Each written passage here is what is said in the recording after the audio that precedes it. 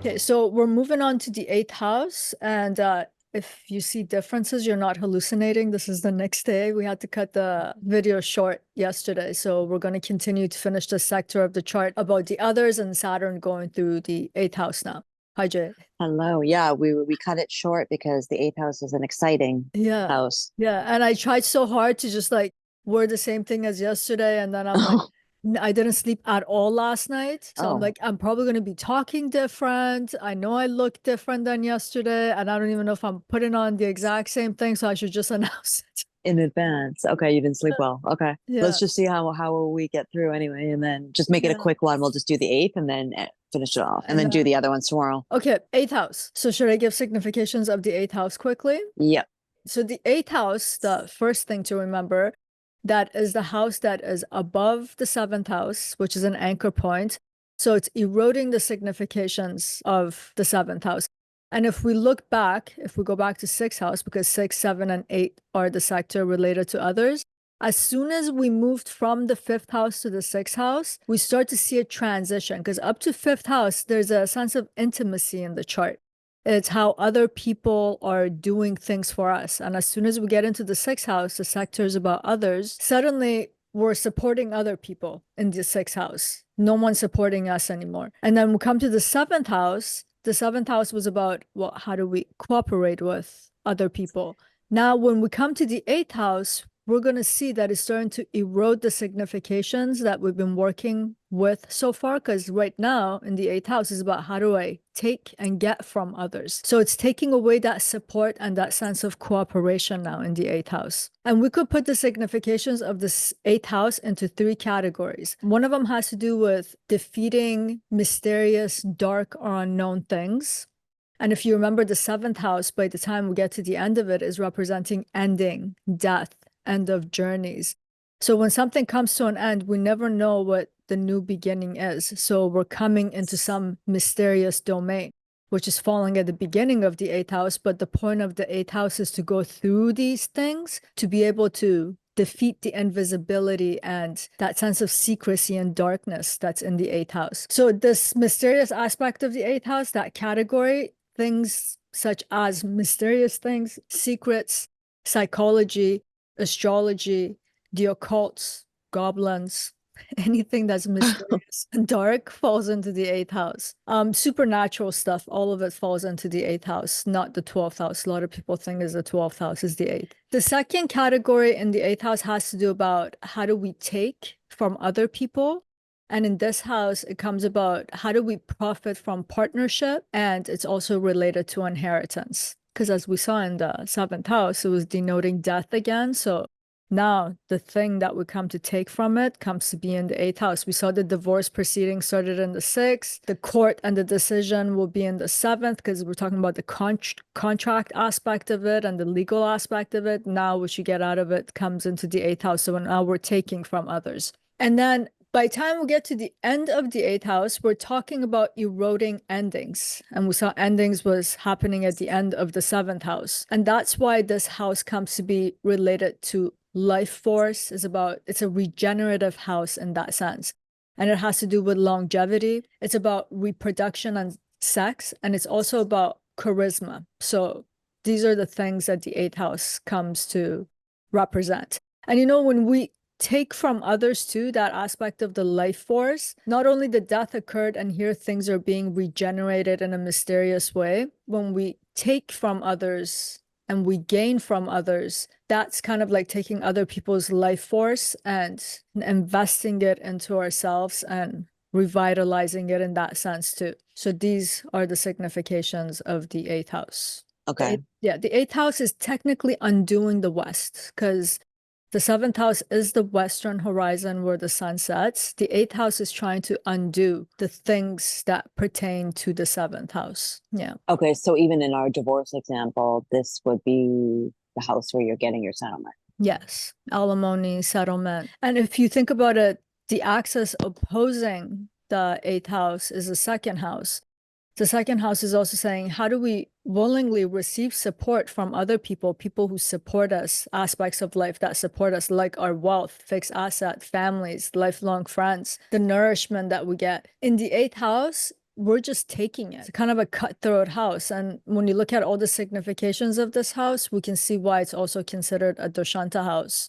It's a difficult house to deal with, the significations of it. Because in order for you to gain, someone has to die. In order for you to gain, you have to take it from your partner and others. And then not to mention, it's got all these ghosts and goblins and secrets and darkness.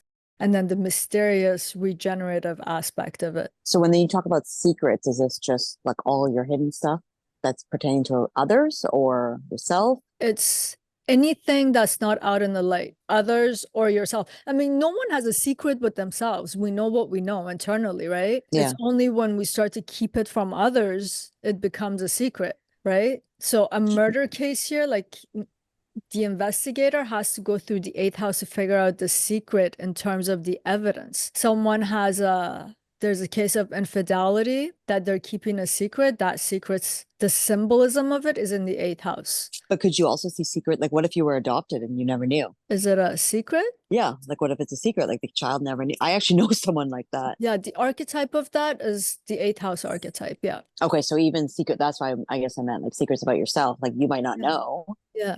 If you go see a therapist, like a psychologist, again, it's being signified by the 8th house because you're aware of your conscious thought and the conscious mechanism of your mind.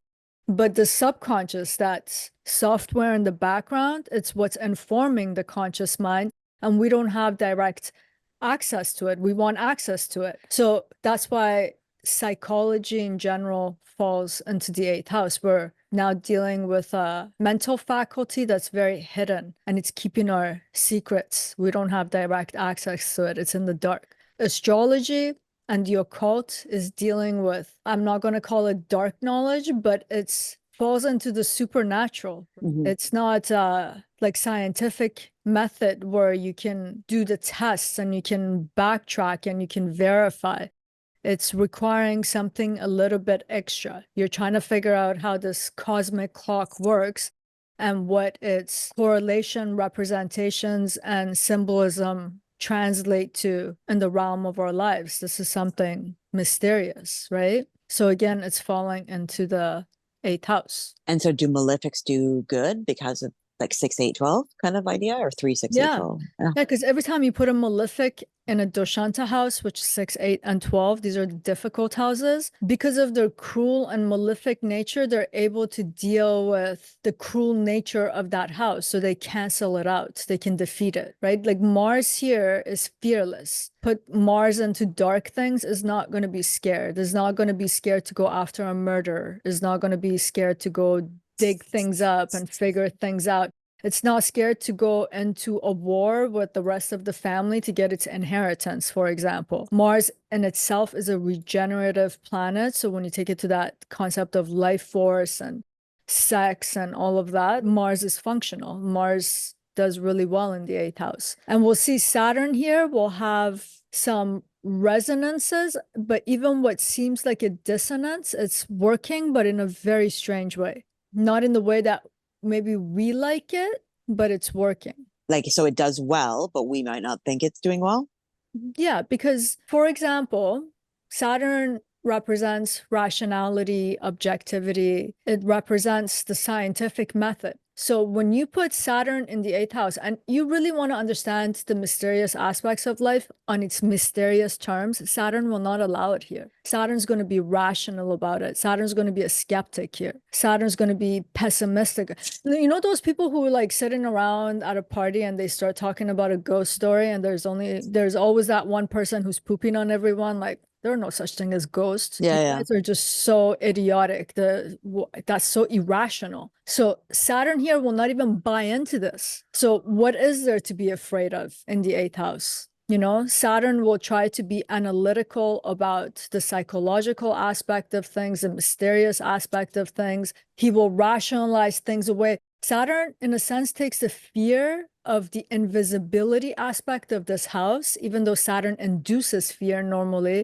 Saturn will take that away. You know, Saturn will walk into that building where everyone thinks there's some supernatural extracurricular activity happening there, and is just completely unfazed, looking at everyone else like it's just an old building. What's wrong with these people? So in that way, Saturn, the fear-inducing planet Saturn, becomes fearless in the eighth house about those kinds of things. Okay, so it's a good thing, but then somebody like that would probably not be a believer in astrology. That's what I'm saying. It works in a funny way. Like if you want to get a glimpse, a gut feeling about these things, what are people talking about? Saturn here will hinder that to a great degree. It's constantly going to try to rationalize things. And even if it goes into it, it's going to be looking at more of the practical matters of these topics.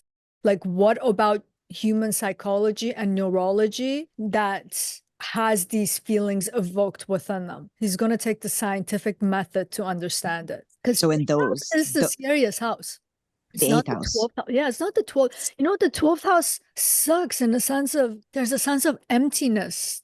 It's like the vast space, the cosmic ocean that is just infinite, and in it you feel like nothingness. But the eighth house is actually talking about paranormal activity. These are the things that we're really afraid of. It's like going to a graveyard at night. It gives you the heebie-jeebies, even though you know rationally everyone is dead and they're under the ground and nothing's going to come up and pounce and attack, but your mind just keep telling you, well, the fear that it induces, this is an eighth house feeling. This is a creepy house in a lot of ways. Yeah. Yeah.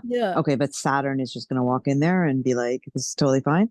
Yeah, Saturn's going to be with that crew where everybody's just tripping, and Saturn's going to be like, you do realize they're all dead. The most dangerous people here is us. Saturn's going Okay. to have that kind of an approach in the eighth house. Now, when we go to that next category about taking from others, this Saturn business can work in two ways. One, you see this in the movies a lot. It's like that super wealthy person who's the head of the family, who's approaching 110, and even their children are in their 80s and they're waiting for the inheritance, and the guy just won't die. Oh my God, that's horrible. So it is horrible, but because this house also has to do that other category about life force and longevity. So Saturn here can extend someone's life. So if other people want things from it because they need that person dead, they're going to be waiting a very long time, because Saturn here will expand the life force, the person living. And Saturn represents time, right? Saturn is slow, Saturn's enduring. So this is not a person who's going to tap out of life with ease and then other people can get their inheritance. So this is one slant we get in regards to these things. Now, let's say this has nothing to do with the person, but them in terms of how they get things. You might get individuals here. You know how in family dynamics, sometimes there is that one person who will dispute what the inheritance, for example, is, and they prolong what should be gotten. Again, Saturn in the doṣṭhana houses and the upachaya houses goes to wars of attrition. So Saturn wants what it wants and what it feels like it's entitled to in the eighth house. So if Saturn feels like I should be getting more, Saturn is going to make things very tight for other people and put a kind of a chokehold till it gets what it wants. It's either going to take a long time to get an inheritance, or Saturn will put its malefic effect in this house and create a lot of limitation and boundaries for everyone in terms of their getting, because it wants to get what it wants to get. It has a kind of a persistent in the eighth house about these things. Okay. So that means whoever has that Saturn position is going to drag it. Is that with Mars or any? Mars is always very fast. Oh, okay. So Mars wants expediency. So Mars is going to go like face to face, battle it out, argue with you. And it's just trying to defeat you. It's not trying to wear you down, but Saturn's going to try to wear you down. For example, Saturn will hold on to that fixed asset that's in the second house that's being inherited, and it will not come to some sort of an agreement to sell that property. 10 years later, it's just still sitting there because its terms and conditions are not being met. It can create these kinds of situation. Or in the eighth house with our divorce example, hopefully, like how would Saturn play out with they're basically going to fight till the end to make sure they get their settlement. Yeah. Or out child support or whatever it is. Yeah. In the eighth house, you're going to get that. And you know what? It's a good thing because you do see a lot of people who have invested years and years, if not decades of their lives with someone else. And then this is also a house of infidelity. And then the other person's like, I'm interested in someone else. And then there has to be some compensation for that. And that's coming in the eighth house. So yeah, and Saturn here is going to make sure the compensation has been made and paid. So is it good for like getting money from others, having Saturn sitting here? A lot of people want to give it a negative slant and say Saturn here prevents inheritance or getting money from others here. But we have to remember that this is a doṣṭhana house. So when you put a malefic here, the negative and the negative cancels out the negative. So Saturn might here prolong it because Saturn extends time and makes everything slow. But because it is a doṣṭhana house, it may very well be the native themselves who are doing this to make sure that they get what they want to get. Like if you're doing taxes or paperwork or whatever, it's basically gonna, like, you're not gonna get it done in like a week. Yes. Okay. But it's not actually preventing you from getting it done. No, but Saturn's giving you that grind, that grit to just keep doing it, whereas the benefics don't have the grit to do it. So Saturn will never be a Venus, will never be anything else. Saturn will always do Saturn things. But it's just that when Saturn ends up in certain houses and in certain signs, suddenly Saturn's very empowered because it's supporting it. Is it that frustration then? I guess for someone like listening, Saturn does well in these houses, but like we said in the sixth house, it's going to take you much longer to get through your taxes than the regular person. So is that frustration caused by that? Well, taxes, but we're talking about debts because taxes actually fall into the eighth house. But the debts, yeah, Saturn's gonna, or even the eighth house. That's fine. We're on the eighth house. So taxes, like, is it just going to take, like, if CRA or whoever, IRS are after you? Is it you're just going to keep fighting and make sure you clear that? But it's just going to take a while. It's gonna take a while. It's gonna prolong it. And in terms of the government, that branch that is related to collecting taxes is getting everyone's money and earnings, right? It's about taking, that's why taxes fall into the eighth house. Like when you have, let's say, a benefic transiting through here, you might get a letter from the tax agency in your country saying that you owe them a lot of money and it's very unexpected. And there are a lot of consequences, things of that nature. You put Saturn here, it's Saturn's gonna know how to deal with this if this comes. Now it's taking like 10 years, whereas the benefic might get like a sentence out of it, be penalized for it. Saturn's apt at dealing with the hardships of this doṣṭhana house. But then when it comes to getting money from others, like inheritance, alimony, whatever, is having a benefic there not good? No, look, Saturn might do this. Saturn might be like, okay, our parents divided the division of assets like this, and all our names are on this house, and everyone wants to sell it because everyone's got a benefic in the eighth house, and they just want to get the instant gratification and the pleasure, and let's just liquefy it and sell it. Saturn's going to start putting obstacles in front of everyone, so that property cannot be sold for another 10 years. But the way Saturn's thinking about this, he's like, I'm doing all of you a favor. Let's say Saturn's not even trying to be bad to its siblings. The way Saturn's thinking, I'm going to hold on to this for as long as possible because, and Saturn's rational, right? Because I can see that the property prices are going up. Right now, we sell this house, we only get 1 mil. 10 years from now, we sell it, we're going to get 7 mil. Do you see how Saturn's thinking here? So Saturn's trying to get more from what it's getting here, and it's able to do this because of that restraint that it has. So it puts the restraint on other people, it puts the restraint on itself. Whereas a benefic right away wants to liquefy. It's not thinking long term. Saturn's rationality. It wants the immediate gratification. Yeah. Let's just sell it and then just divide it. 1 million divided by 5, that's 200K. That's good enough. Saturn's like, what do you mean? We can have 1 million each in like 10 years, right?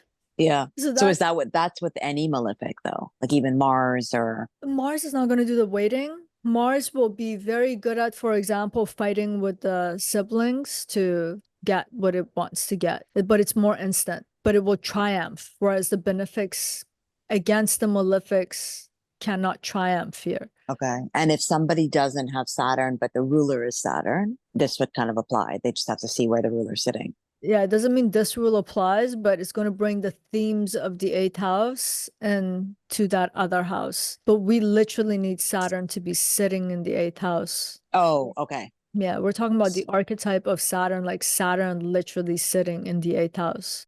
Okay, so even if It's Saturn very is sitting powerful. if Saturn is like the ownership is that, but sitting somewhere else, it wouldn't apply. Not necessarily. Depends what kind of sign is in, which planets is it conjunct with, you know? Okay. Yeah, and then Okay. even Saturn in the eighth, we still have to look at which sign is it sitting in? Is it debilitated in Aries, for example? It's going to give it a different slant. Because we're kind of looking at the houses right now without the way that signs operationalize that planet and that house. Just Okay, raw. so- That's why I'm keep calling it raw interpretations. Because in real life, in a real chart, is not like everything's empty, there are no signs, and just Saturn sitting somewhere. But we're just trying to explain right now, when you have Saturn in such a house, that is a doṣṭhana house, it's a very difficult house. How does Saturn generally operate in this kind of an environment? Yeah. It's a generalization. Yeah. But if somebody wanted it in depth, you would also go into their divisional charts and yeah. kind of, yeah. Where is the ruler of the eighth house and the aspects and the divisional charts and the dashas, you know? So Yeah. that D1 chart, you can't just speculate like, oh, I have wonderful like placements, because when you open up in the like D10, D9 or whatever, it could be telling a different story. Yeah, it's telling you a more detailed story of how everything's functioning. Yeah. For example, we're talking, let's say we're even going to put Scorpio in the eighth house, right? So in the natural eighth house, Saturn's there. But then Saturn is another sign and another house, let's say in the D9, the Navamsha chart. So the person has to understand how the D1, it's like the D9 is showing some software operational system behind the D1, whatever that the D1's doing, just like a clock. It's showing the internal mechanism of why the outside of the clock is doing what it's doing. It's not a separate chart. It's directly connected to the, and these are actually advanced concepts because it's like 10th layer in. Yeah. Yeah, I guess that came up because we're talking about the eighth house, and the eighth house has to do with astrology. So yeah. So is Saturn going to help that student? You could approach astrology in a very systematic and a methodical way. It is a system and it's all techniques. So from a technical standpoint, a person who has that Saturn quality, they could do extremely well. But in terms of, do you fully trust your intuition and your instincts and that aspect of it that's mysterious? Saturn will try to rationalize it. And you hear this often from rational astrologers who will say astrology is a science. Yeah. Astrology is a method and it has a methodology, but science, the way that we understand science and the scientific method, does not apply to astrology. But they insist that it is scientific. So it's either bastardizing what scientific means, or that's because they're focusing so much on techniques that they're making that statement. It's not you can't apply the scientific method to astrology, because you can go to 10 different astrologers with the same chart, more or less. They should be conveying similar narratives because of the placements in the chart, but it's not like the scientific method that down to the quantum of something, it can be verifiable. Do you know what I'm saying? But do they mean science because a lot of it is calculations about like longitude, latitude? Yeah, it requires like when I was studying with my teacher, it wasn't like rely on the apps, do everything by hand, and because you have to weigh the prominence of planet and the strength of them and all of this. So yeah, if you want to actually get to that aspect of it, it's very mathematical. It's related a lot of it to astronomy. So in that, but I'm talking about the interpretive aspect of it. Oh, okay, yeah. No, I was just wondering if maybe that's why they're saying it's not because of the, calculations and all that part. Like a lot of people just assume part of it, yeah.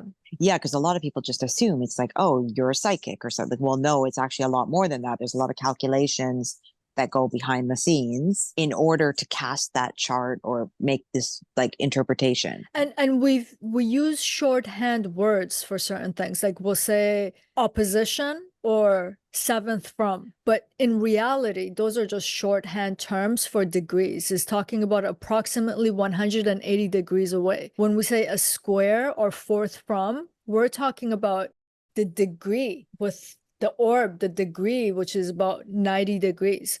So yeah, if you actually want to learn astrology with that kind of a precision, that you do need a very logical, methodical, systematic way of understanding it. But when it comes to the interpretive aspect of it, it's relying on some extra sensory or intuition or perception, which is Well, I very guess much it's also eighth house. okay, but a Saturn in the eighth house would be that calculative calculations, all that kind of. It is about that. Yeah, it's going to Yeah. rationalize astrology in a sense of it's going to hyper focus. If it's going to study astrology, it's going to hyper focus on techniques and methods and methodology of things because it's very analytical. And even as an astrologer, it's going to be skeptical of people's intuition. You know, like to some degree, I don't have Saturn in the eighth house, but it is part of my own disposition. Like when people talk about seeing twin flames in someone's chart, I'm like, what the hell are twin flames? Like, not everything will fly in my world. But when you put a Saturn there, it's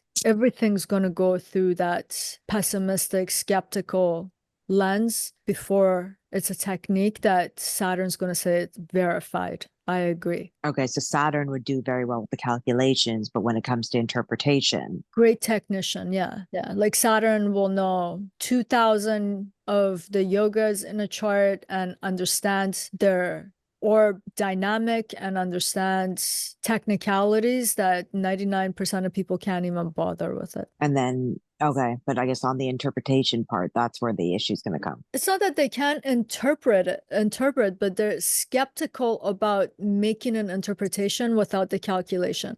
And you see a lot of astrologers do that. And I think there's a falsity in that too, that you have to know your techniques. That's why I'm saying you can't just look at Saturn in the eighth house and then interpret. You're not being a good astrologer. You have to do all the calculations. It should take a minute to understand how things are correlating and things of that nature before you tell people what you intuitively think, because this system's thousands of years old and it has very precise techniques. Yeah.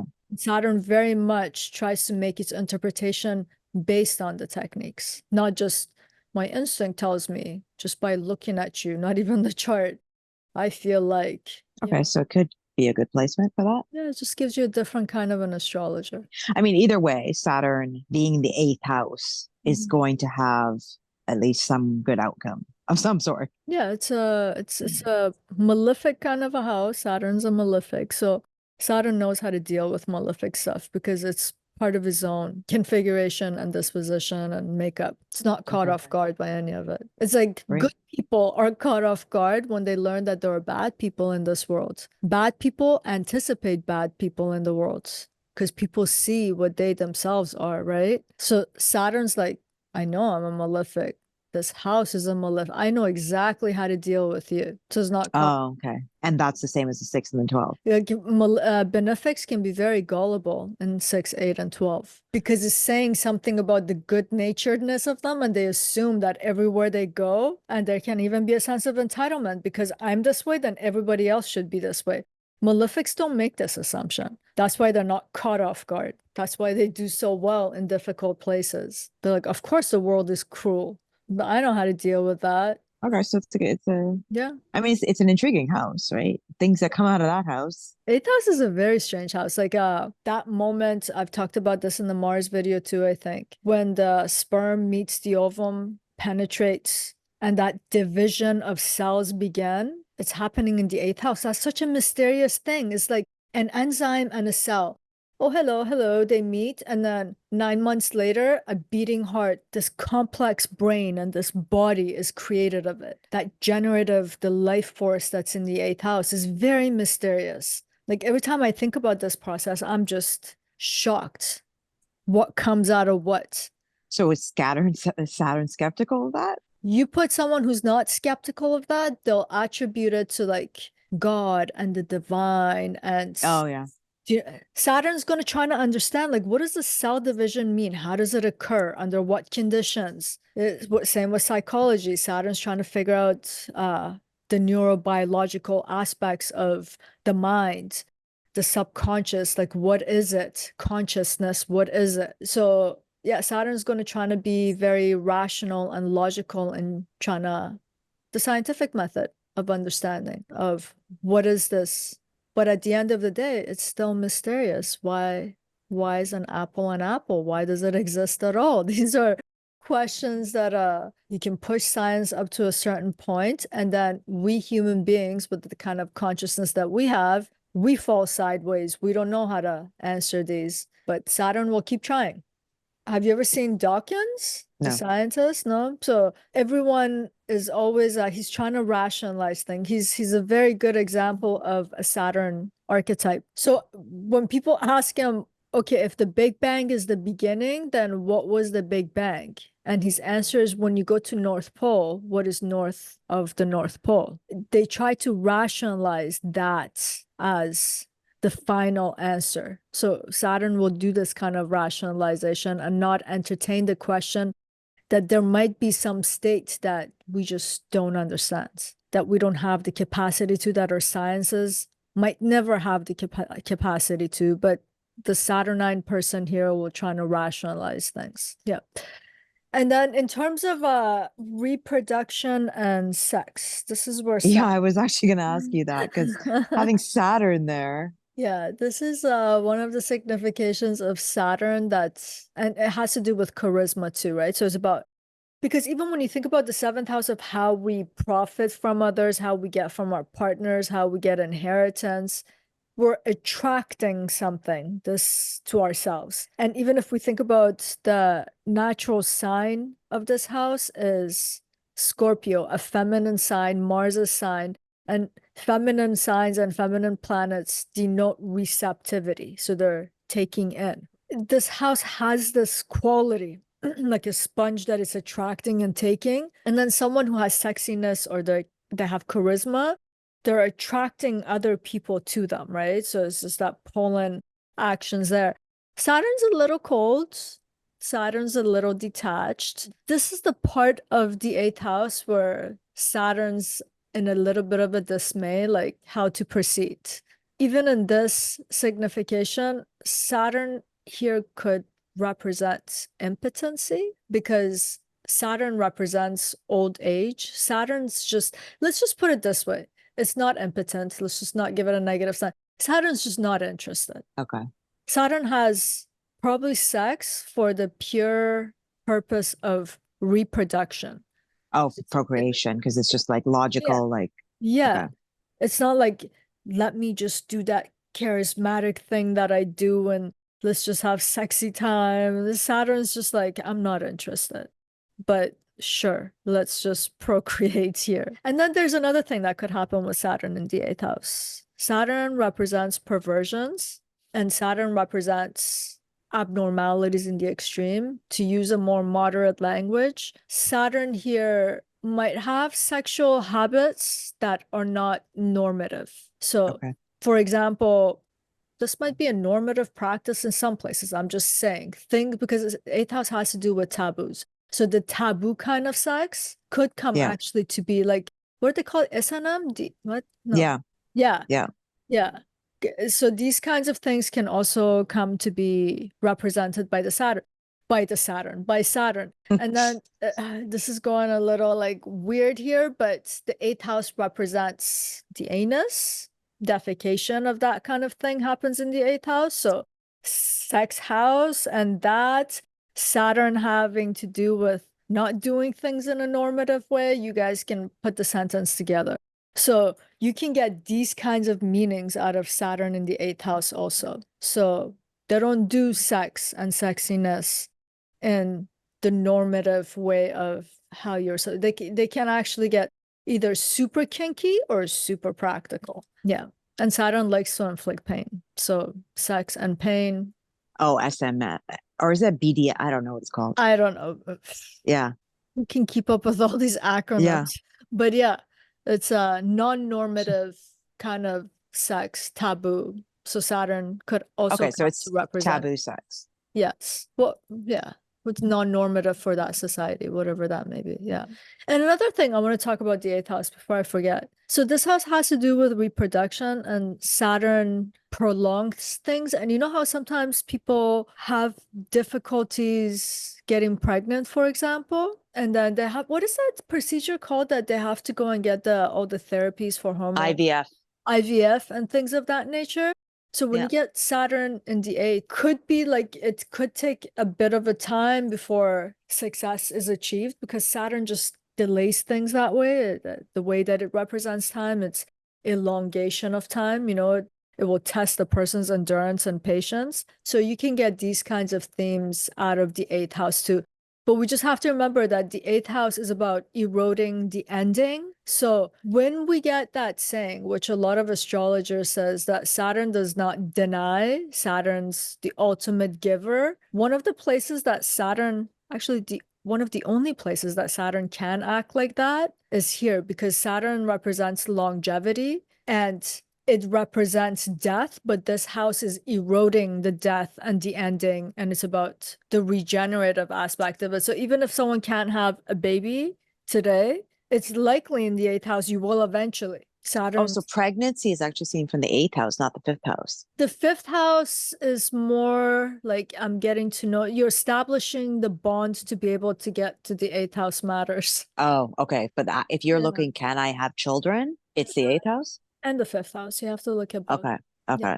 Yeah, because there's a creative aspect in the fifth, procreative aspect, but that actual moments where the sperm and the ovum meet and they lock in, and that cell division begins, that life force that's triggered, it's the eighth house. But you gotta have the sex part and get together, So if the fifth house is not there, how are you gonna get to the eighth house?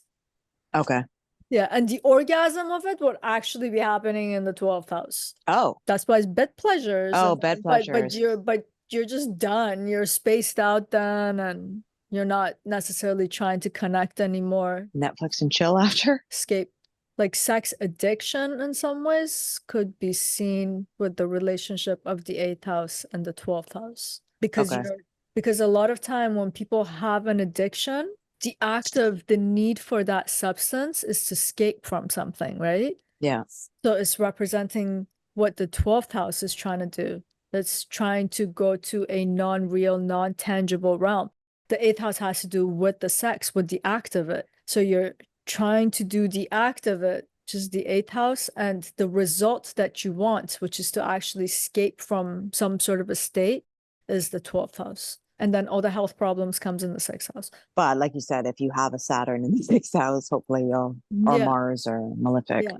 But it could also be like if somebody's freaking out about their health, it could also, there's a lot of things you have to look at in the chart. Yeah. Like, because you could even have a malefic aspecting that would help out, right? Yeah, and then I don't know, if you're looking at health, you also have to look at the first house, the second house, the fourth house to some degree, the sixth house, the eighth house, because it's the life force and longevity. You have to also look at that. Yeah, you have to look at a lot of things. You can't just look at one thing and just be like, yeah, I'm done. And then every planet, because of its element quality and because of its inherent qualities, is representing a body part, certain kinds of illnesses.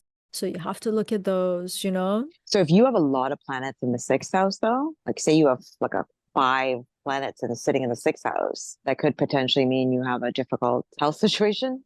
Yeah, because if you have malefics there, they're Yeah. trying to do all of the defeat, the things that are coming out of the sixth house. And then if you have benefics in the mix, they're causing problems too. So you're like on damage control at all times. It's like, oh my God, I just paid this debt. I just did that. And then, oh, maybe look at the spouse or the children, and they're like, you racked up the credit card again. So it's like, go back, try to do it again. Do you know what I mean? Having a stellium anywhere in a chart, it's appealing to the eyes to look at a house and it's like, oh my God, 4 or 5 planets are sitting there. But the person who's actually experiencing that is a bit of a conundrum throughout their life. There's always this push and pull and discomfort, you know, and then, but there's some good yogas, like you have all the benefics in the same house in a benefic or a feminine sign. Depends. That's what I'm saying. You can't just generalize, but having a stellium is usually difficult. For anyone, no matter what sign. Yeah. Even having two planets in the same house, they're always, especially if they're 5 degrees or less apart, they're constantly like, no one can have a meal because that's what they want. I'm giving an example. Planets are not having meals in your chart, but as an example, two human beings who can never make a decision as to the kind of food that they want. Maybe one day they're like, you know what, I really want some spicy fried broccoli. I don't even know if there's such a thing. And then the other guy's like, no, I want some spicy fried chicken. And they're like, okay, what's the compromising middle?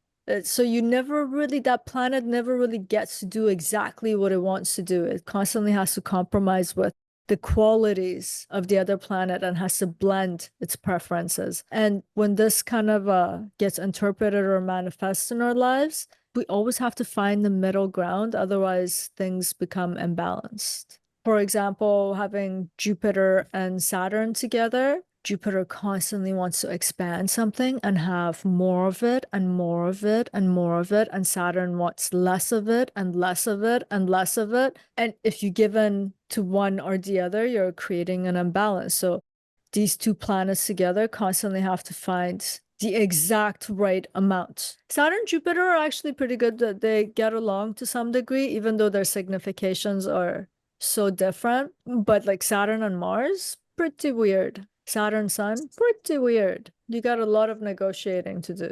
So depends.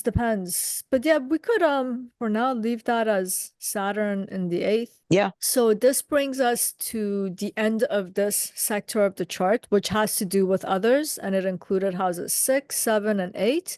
In the next video, we're gonna cover the last sector of the chart, which is about the public sphere of our lives, and it's about houses 9, 10, and 11. And yeah, we'll do that in the next video. Is that okay with you? Sounds good. Sounds good. Thank you for today. And Thank you. that's it for now. Much love. Till next time.